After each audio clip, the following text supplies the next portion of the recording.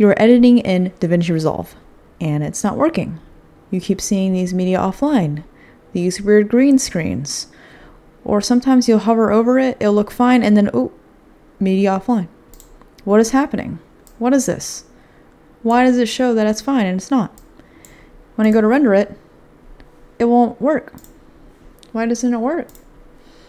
I don't know. Well, I'm about to show you how to fix it. And basically your only option.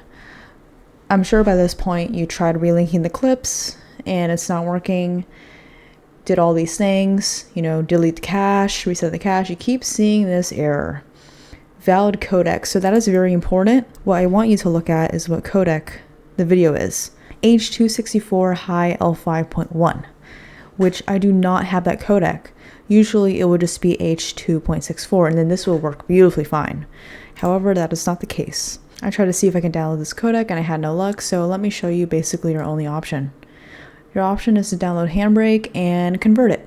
Right here you can see the resolution. We're going to try to match that. I'm going to go and do Creator. This is optimized for YouTube and this is exactly where I'm going to be uploading it. And you can see the codec is H.264. You go to click here and add all.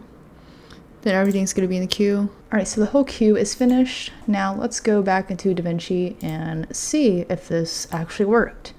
So I'm just going to create a whole new project and then we're going to go to videos and you'll see everything is working just fine. We don't got no weird green screens or anything. So just to test it, I am just going to put this in.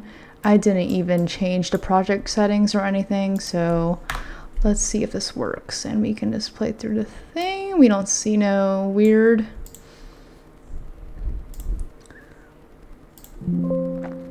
Replace that. Render all.